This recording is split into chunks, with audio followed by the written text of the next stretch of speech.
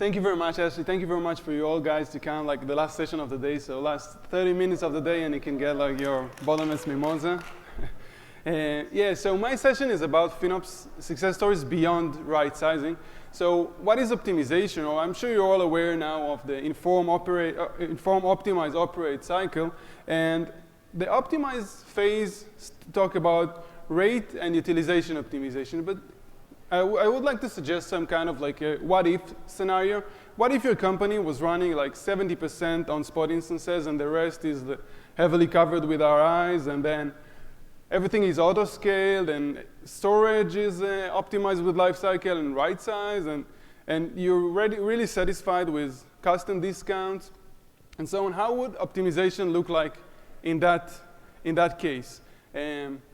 So yeah, I'll quickly introduce myself on top of, so yeah, my background is economics, and I was a data analyst before I joined CloudZone, which is a big reseller in Israel, way before it was called FinOps. And then in 2019, I joined AppsFlyer, which is a big SaaS data company in Israel, in the marketing world, which was one of the biggest cloud spenders in Israel.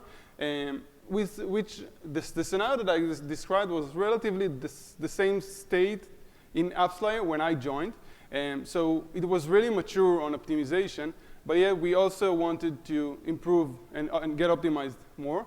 So I had the challenge, and great challenge, to build the FinOps at AppsFlyer, well, with really mature optimization. So we had to focus more on inform phases, getting to understand the cloud cost, showback, and then alerts, budgets, and all other processes. And we really drove a culture change towards cloud cost accountability. And 2 or 3 years later, we were no longer the biggest cloud spender in Israel, as we kind of flattened the curve and the other kept on growing. And 1 year ago, I left Israel. We packed up 3 kids and family and moved to the States. And now I work for a sports clothing company with a big retail and e-commerce presence. And it's fascinating to see the FinOps from different angles, from different countries, different continents, different industry, different times. And it's great that the FinOps principles and philosophy work no matter like the company. And my FinOps philosophy is about FinOps at scale culture. So we want to make everyone at the organization a small FinOps practitioner. Yeah, so we're going to cover some theory context and optimization layers, and then some optimization success stories. So going back to this circle, to this 3 phases of FinOps. So I'm going to talk a lot about optimization, but inform is the first one, and I really agree with that. We should all invest in inform as the first step to really understand how much we pay for, what's the showback for us, and then make this data accessible and timely, and that everyone in the organization would be able to get this data, and really understanding, the COR and other stuff tend to be complicated, so we want to make it easy for the people of the organization to consume. And then we want it also as pool dashboards, but also as kind of like pool anomaly alerts. And then, in case that we are really optimized or really satisfied with the optimization, I would like to suggest a rather different approach into optimization. So moving to the next phase would be, in my point of view, operate. So we're good in optimization, right size, and so on. But then what we want in operate phase is to define some KPIs that will signal us if we need to invest more on optimization, or we're good to invest in other, we build some other cool features. And so two of the best KPIs that I found that work the best are our budget and cost per unit. So if we're good with the budget, the forecasted actual versus the budget, so yeah, we're good. If we forecast to be on top, above the budget, so we want to, that's a signal for us to invest more in optimization. Same for cost per unit or cost economics. So in case we're flat or getting improved, we're good. But in case that the cost per unit increases, so we want to invest more in optimization. So what are the optimization kind of beyond right sizing? So obviously rate optimization is like the commercial and financial, and then infrastructure is utilization optimization, also code. When you optimize the code, you should be able to see some optimization in cloud cost. But those are relatively tactical. I would like to focus more on architecture and business optimization. So kind of to explain those, so cloud cost is a result of a series of decisions that we made. It could be architecture to select one technology versus the other. So RDS versus another database, or selecting Kubernetes versus Fargate or Lambda, so that's the trade-off between those could lead to cost and could lead to optimization. And the business is kind of like the crown jewel of understanding the cloud cost, is really understanding what is driving the cloud cost. Is it transactions? Is it users? Is it orders? Is it the amount of customers that we have? Is it the number of engineers, maybe, that we have in the organization? And really driving the discussion on how this is driving cloud cost. And one last thing in like the theory background is where does optimization can lie? Or basically, what do you do in your company? Obviously, coffee, but you get some data or some incoming traffic or incoming users, and then you do the magic of your company, and then you provide them with some export. You export data, or you provide some data. And so a lot of the optimization lies in the process, which is completely fine, because this is the core of our entire system. But we can also optimize like the input, the incoming traffic, or the output. And I would like to suggest now to present 3 optimization projects, one from each of those. Yeah, so back when I worked at AppsFlyer, we had an increase in incoming traffic from a specific flow, a specific data type. And as you can see, the cost increased quite a lot. But since we were really elastic and really scalable, so everything was like full utilization. So Rightsizing couldn't like solve or optimize or reduce this cost. And everything was working. I mean, since we were scalable, so we had more servers and more storage and more database and so on, but everything worked, except that it cost a lot more. And then this is where I, as FinOps, came and like raised the flag and said, okay, we need, this is increasing, this is costing a lot. What can we do? And then when posing some other questions, such as this incoming traffic, does it bring more value to us as a company? Does it bring more revenue? Does it bring more value to our customers? And since I heard that the answers are, you know, not so much, well, I really understand that this is a good opportunity to optimize cost. But then the challenge was to get the prioritization. And so to get the prioritization, I asked myself, what can I do? And then I said, okay, let's go back to the basics. So Inform is the first one. Let's understand how much we pay for this incoming traffic. And back then, the showback model that we had for cost per product or team didn't really capture the cost of the entire flow. So I had to build a new dashboard that will show the cost. And then next to the cost, the daily cost, we can put like the daily incoming traffic in number, and then we can like create the unit economics out of it, this one divided by this one, and then we can really track and see what happened every day, and then if we optimize, we can see the cost reducing. So that was good, but it still didn't like really bring the prioritization.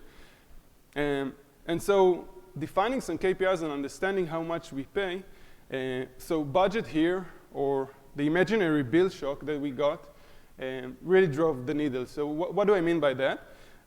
So when we forecasted the cost and the budget for the next year, so we took the cost, and then as you showed before, the growth trend was really high. So we came up with a number, with a really huge number, that we're going to pay for this feature for the next year. And then the business came and said, no, that's too much. And everyone was like, we're not going to pay this much. And so if we're going to optimize, let's do it now rather than later, right? And so this really moved the needle, and we created a task force to run the optimization for this. And for this task force, we created some success criteria or KPI to absolutely reduce the nominal cost, but also to take the opportunity to improve the unit economics. And then, as you can imagine, that's a great opening point to start a great success story. So everyone would like to join and like get this win in the resume. So what did we do in optimization? So the incoming traffic part, which wasn't really in our control, in our hands, but we really understood that we can block it, but then we have some other costs related before we block it. So then maybe we can talk to our partners and customers, share with them. We live in an ecosystem, so share with them that this one is expensive and the business value is not that high, so maybe they can stop sending it to us and saving cost for us, for them. So this led to a reduction in direct cost, but it didn't lead to optimization or improvement in efficiency. So we had to take some other measures. So storage, so for example, reduce retention. We don't need that much data. We can drop it. And one of the components in the flow was the real-time database, which was relatively expensive. So we tried to tackle this, and reduce TTL, time to live, was one of the things that we understood that is expensive, and we can reduce it, and we can reduce the amount of records in the database. And it's kind of a business optimization because it has some business logic involved in it. And then the two others, I'll come back later. So the results were really good. We reduced in 3 months, 50% back to normal. The unit economics improved in 25%, which was really great. And moving on to the next success story. This one is like in the heart of the process of the company. And this one is about moving from self-managed database hosted on EC2 to DynamoDB. And some of you might say, how come this is an optimization or cost reduction? As you may know, DynamoDB is a really expensive product, really good one. But looking on the dollar value for the cloud, DynamoDB is more expensive. So this is where we also want to do a TCO and a design, which takes into account the other costs, such as licenses, infrastructure maintenance, the salaries of people that work to maintain the self-managed database, and then some other non-quantifiable or not easy to quantify such measures such as bugs and dev velocity. And when you consider the entire process, so it might be better to move to DynamoDB, but this is not all about FinOps, as you can imagine. So we're all about collaboration and working with others. And also just imagine if you give like the engineers a free hand to work on DynamoDB, how expensive would that be and how the cost will skyrocket versus if you have like FinOps and FinOps that governing and controlling the cost. So this could be a success story. So what is FinOps, or what is optimization beyond rightsizing for something like DynamoDB? So obviously you have like the rate optimization, and there's no such thing as rightsize for DynamoDB because it's infinite in scale. You can get as much as you want, and there's no such thing as rightsize. So what I came up here is that when you start to test or start to use a service like DynamoDB, that you would like to use the right size of tests. So when you change your data schema or you start to test it, test small. So that's kind of like an optimization project that was good back then. And then the waste elimination is something new. So this is kind of the FinOps cycle. So there's always something to optimize. There are always new workloads and new technologies and the architecture and business architecture. So the architecture phase in this one is interesting because when we had a database on EC2, the bottleneck or the most expensive resource was storage, or the amount and size of records on the database. But when you move to DynamoDB, as you might know, there's no bottleneck, but the expensive product is write. And so when you want to optimize, you must change like the way you think or the paradigm. And so you would want to focus on that. And this input wasn't that easy to understand for architects and engineers. So it's really was changing the paradigm was a big thing there. And then the business architecture, once we understood that the right side, the rights are the expensive one, so we kind of challenged a business or architecture decision that was taken long before. So every incoming record was written into this database. And we kind of challenged this, why do we need it? Why do we need to write everything which is really expensive? Maybe we can skip the real-time database, and then the records will go to the offline process batch on top of S3. And then we can save a lot of money and don't lose any functionality. So this is about the second story. I don't have like kind of a result or a graph that's showing the cost. So the third one, the third FinOps success story is about real-time versus batch or outputting data. So often you need to provide some data to your customers, whether it's like inserting data into database or data lake or exporting data in APIs or something. And also like populating, refreshing dashboards. And always comes the question, what's the cost for having the data real time? And what's the cost of having it near real time? So instead of like 100 milliseconds, what's the cost of having the data in 1 second? And what's the cost and value? What's the business value of having it in 1 second? And then what's the cost of having it in 1 minute, 1 hour, 2 hours, 1 day, and so on. And then we identify one of the exporting data tools to be, so where we can kind of compromise or push the data a bit. Instead of like near real time, we can push the data to customers in like 10 minutes or 20 minutes, and that will be okay. And the potential saving was really huge. But as you can imagine, rewriting the entire pipeline and entire product, it's a lot of effort. So this one was in my backlog for quite a long time. And this one is really about patience. So you know that when they started basketball, it was like actual basket, and they had to pull the ball out of the basket, like climb the ladder, and then it took them like 20 years before they created a hole in the basket. So yeah, I had to wait not 20 years, but slightly more, and then it got prioritized for a different reason. So the team said, we have too many bugs. This workload is really old, and we must refactor it, rewrite it. We can't maintain it anymore. And then is where I jumped in and told them, there's a huge saving opportunity. Let's take this project and like rebrand it, market it, or maybe semi-pivot it into optimization project. Let's focus first on the optimization. And that's imposed some other efforts. Obviously, writing this pipeline was something that I needed to do anyway. But then you need to every time that you change, you create some new data pipeline, you need to change the data schema, which have some other as its own challenges. But that's also a great opportunity for cleanup. So understanding why do we need this data? Maybe we can drop it.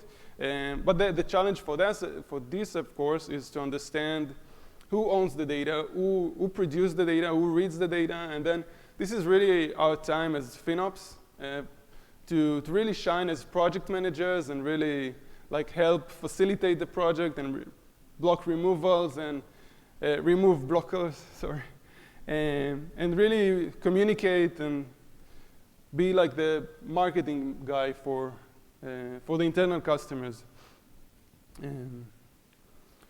So the results for that, the purple part here is the cost for real-time insert. And as you can see, it drops 39% from peak and 90% year over year, which is even more if you consider that the business grew in that time. And that was really great. Yeah, so coming to the kind of the final part of the presentation, so the takeaways, or the summary. So a successful FinOps project is not only about short-term savings, and it's not only about like tactical improvements. And yeah, we talked a lot about optimize, but inform is, I stress again how important it is. And so inform, operate, optimize, we would first need to, in my point of view, invest in inform and like really understand what's the cost and really have everybody understand the cost before we really move to optimize. Otherwise, we might like focus on a small hill and miss the entire mountain. And then prioritization is often one of the hardest parts. So, you know, there's this paradox of if you come up with an opportunity which is low, big hanging fruit, low effort, and really huge opportunity, so it would get prioritized. But that's not the way like really fruits or optimization opportunities grow up. Yeah? So it starts small, and then you need to grow it. So you need to be at every phase of the FinOps of the development cycle and really shift left. And the next thing would be to input cloud costs. So we as FinOps really know the bits and bytes in cloud cost and really understand the cost. But we want to move this data into other teams, and we want to be bold, as someone mentioned there earlier today. So challenge existing paradigms and like really inputting the cost on every possible stage. And circling back to where we started, so FinOps is a company-wide culture shift. So everyone at the company should have some sort of understanding of cloud cost and helping to optimize. So my last note is when you optimize, you save cost and energy and emissions and eventually save the earth. So yeah, that's it. Thank you very much, guys. I'm ahead of time. Let's give a round of applause. So we have. All right, we have got time for a few questions here. I saw a lot of pictures being taken. I know we're getting to the end of the day. Got a couple parties going on after this. I was clear, so. No. You're crystal clear. either you don't understand anything or you understand it fully. One question I have for you is like, how did you decide to investigate these specific things? Is this like these were trends or outliers, and then how did you problem solve from there? So the first one was the cost increase. That as FinOps, I really wanted to understand why, and then I explored more. And the third one was about like optimization of like the entire export data. So we had a brainstorm at a specific point at the company, and we created a huge backlog of tasks or of opportunities. If we'll do that, we'll save this amount. And you know, we also marked it as like low effort, big effort, and so on. And so some of the so this is where we got these tasks. Question here, and I got another one. Some of your conclusions, like on the DynamoDB, for example, and kind of where you ended up in looking at that, were those conclusions that you had just from your own expertise and skill sets, maybe a background as an engineer or something like that? Or did you just notice it and you just went to the engineers and you said, hey guys, like, what can we do? And you just brainstormed and they kind of came up with all these ideas of, well, we could do we could merge tables. Like, who kind of came up with the solution? Was that you, or was that you asked them and encouraged them to think of something? Yeah, that's a great question. So since we started in AppsFly, we started on the inform phase. So the engineers really knew what's the cost of everything. And you know, engineers, basically what they do is optimize things. Usually they optimize by latency or by the traffic or something.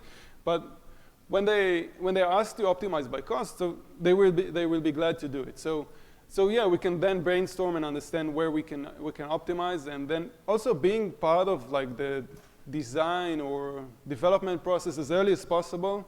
So for example, in this DynamoDB, they say we consider to move to DynamoDB. Let's start to understand how much it's going to cost, and then it was new to me also, so I started to understand the cost structure for DynamoDB. And then understanding that writes are the most expensive one, and I started like to understand, to ask people, do we care now on writes, or do we optimize by something else? And then what are the bottlenecks that we currently have? Hey, so my question was kind of just answered there, but I guess to expand on this, like, what are the kind of processes that you see working to get this kind of information flow going to where business priorities can go down to engineers who can then understand them and get ideas like the database thing back up to the people who decide the priorities. I mean, is it simple as like getting reporting out there, standing meeting? Like what kind of processes work to get this stuff going? Yeah, so most of my cases here are from Upslayer, which is a company, not a big company. The cloud spend was big, but the number of people was relatively small. We were all at the same building before like COVID started. And also in Israel, the culture, I guess, is slightly different. So you can like have a coffee with the team leader or an architect and like ask them, or it could be like a real meeting, and ask them what are you working on, and then what are your plans for the next quarter, and like how do you think it is going to impact the cloud cost, and then you start to collect some pieces and make this, like put these pieces in the puzzle and really understand. Hope it answered your question. I've got a question right here. So I'm from the product side. So when you were kind of building on the same two questions that were just asked, when you had those discussions with the engineers and the product team on how to further optimize leveraging certain services and eliminating certain other ones, usually on the product side, these things are already, the ROI has been discussed, the architecture has been defined.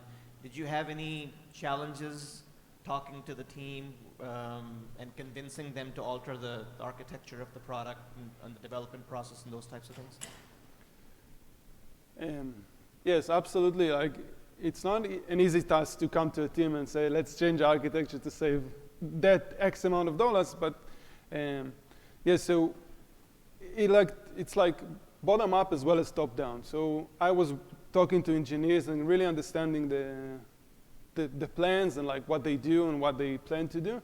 But also the leadership of the company must be involved and like prioritize this. So only after the COVID started and the company really invested into optimization, and it was like the CEO said it in the all hands, only then things started to shift, and everybody, I guess, understood that this could be a great win for the company and for themselves. So it's amazing. Your talk reminded me, I have a 2-year-old, and we always give her options between two things, so she can't pick anything.